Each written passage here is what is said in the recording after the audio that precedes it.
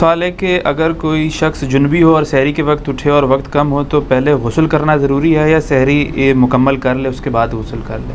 پہلے سحری کرے جی، غسل تو بعد میں بھی ہو سکتا ہے. سحری رہ گئی تو رہ گئے. پھر آپ سحری کے بغیر روزہ رکھنا بڑا مشکل کام ہے.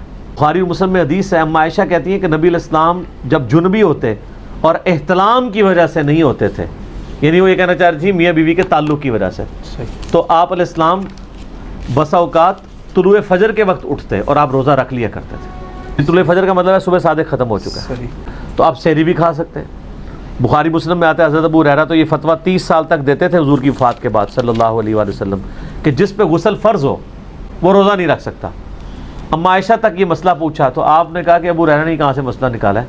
جب ان کو پوچھا گیا تو انہوں نے کہا کہ نبی علیہ السلام تو خود یعنی اپنی بیویوں سے تعلق قائم کرنے کی وجہ سے جنبی ہوتے تھے اور آپ اس حالت میں روزہ رکھ لیتے تھے اور فجر کا وقت داخل ہونے کے بعد غسل اتارا کرتے تھے. تو آپ پہلے سحری کھائیں پھر بعد میں. لیکن اس میں ترمذی میں حدیث ہے کہ جو بندہ روزے کی حالت میں کلی یا ناک میں پانی چڑھائے تو زیادہ غلو نہیں کرے گا، کیونکہ اگر آپ نے کلی کرتے ہوئے حلق سے نیچے اتر گیا تو روزہ گیا، ناک پہ چڑھاتے وقت اوپر گیا تو روزہ گیا. تو آپ نے پھر احتیاط سے کرنا ہے، زیادہ اوپر نہیں کھینچنا. اس طرح کی جو عورتیں ہیں ان کو اللہ تعالیٰ نے آسانی دی ہے کہ یعنی وہ روزے کو مؤخر کر سکتی ہیں. جو عورتیں یعنی پریگننٹ یا دودھ پلانے والی ہیں، اور جو یہ حاملہ والا جو یہ مسئلہ ہے احتلام والا یا کوئی شخص لیٹ اٹھتا ہے تو پہلے یہ کر لیں. اچھا، اب آپ اس میں یہ بھی دیکھیں کہ نبی علیہ السلام پہ جو غسل فرض تھا وہ آپ کو پتہ تھا نا کہ مجھ پہ غسل فرض ہے، تو آپ رات کو غسل کر لیتے. احتلام والے کو تو بیچارے کو پتہ ہی نہیں ہوتا، صحیح، تو اس کیس میں بھی وہ روزہ رکھ سکتا ہے جس کو پتہ ہے کہ میں نے غسل اتارنا ہے. جس بیچارے کو پتہ ہی نہیں ہے کہ میں نے غسل میرے پہ صبح اٹھ کے اس کو پتہ چلا تو وہ درجہ اولا کر سکتا ہے. اور اس میں یہ بھی یاد رکھیں کہ اگر دوران روزہ کوئی شخص سویا دن کے وقت اور اس کو احتلام ہو گیا ہے تو اس کا روزہ نہیں ٹوٹے گا، کیونکہ اس کا اختیار تو نہیں ہے. اگر کوئی جذبات سے مغلوب ہو کر مشت زنی کر لے تو پھر روزے والا اس کے اوپر میں نے بات کی ہوئی تھی نا کہ اس کے روزے کا پھر وہ کفارہ تو نہیں دے گا، وہ 60 روزوں والا وہ فدیہ یعنی فدیہ نہیں، قضا، ایک روزے قضا کرے اور توبہ کرے.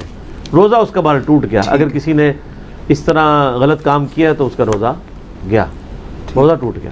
روزہ توڑنے والے کاموں میں سے ایک کام ہے یہ. سوال ہے کہ حاملہ اور دودھ پلانے والی خواتین کو رمضان المبارک کے روزے چھوڑ کر کفارہ ادا کرنا ہوگا یا وہ مؤخر کر کے روزے ادا کر سکتی ہیں؟ پہلے میں بتا چکا ہوں آپ کو کہ یہ 3 ٹرم جو ہیں وہ فدیہ، کفارہ اور قضا، وہ تو آپ سمجھ چکے ہیں. اب آپ ذرا اس کے اوپر آ جائیں. یہ جو مسئلہ آپ نے پوچھا، قرآن حکیم میں اللہ تعالیٰ نے 2 طرح کے لوگوں کو روزہ مؤخر کرنے کی اجازت دی ہے. سورۃ البقرہ میں آیت نمبر 187 آنورڈ. ایک تو وہ مسافر ہو کہ وہ سفر والے روزے چھوڑ کے بعد میں رکھ لے، اور یہ بعد میں ضروری نہیں ہے کہ فوراً بعد رکھنے ہیں، سردیوں میں بھی جا کے قضا کر سکتے ہیں آپ.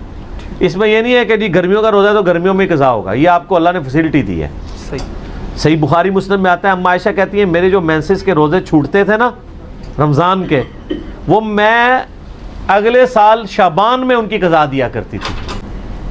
البتہ اس میں یہ المصنف ابن ابی شیبہ میں سنن الکبریٰ البیہقی میں فتاویٰ صحابہ کے موجود ہیں کہ اگر کوئی 1 سال سے زیادہ ڈیلے کر دے اس کی قضا تو پھر وہ 1 روزے کا فدیہ بھی دے، ہر روزے کے بدلے میں قضا بھی رکھے. اس پہ یعنی صحابہ کے یہ فتاویٰ موجود ہیں. اگر 1 سال کے اندر قضا کر لیتے پھر ٹھیک ہے. عورتوں کا جو مسئلہ ہے نا، قرآن پاک میں چونکہ آیا کہ جی مسافر بھی مؤخر کر سکتا ہے اور مریض بھی. اب یہ جو حاملہ عورت ہے یا دودھ پلانے والی عورت، یہ مریض کی کیٹیگری میں فال کرے گی. اور یہ میں اپنی طرف سے نہیں کہہ رہا، ابو داؤد، ترمذی، ابن ماجہ میں حدیث ہے، نبی علیہ السلام نے فرمایا، نبی علیہ السلام نے مسافر کو، مریض کو، دودھ پلانے والی عورت اور حاملہ عورت کو روزے مؤخر کرنے کی اجازت مرحمت فرمائی ہے. لیکن اب پھر مسئلہ کھڑا ہو جائے گا کہ ایک عورت پریگننٹ تھی، 8-9 مہینے اس نے روزے یعنی وہ 1 سال کے روزے اس کے گئے.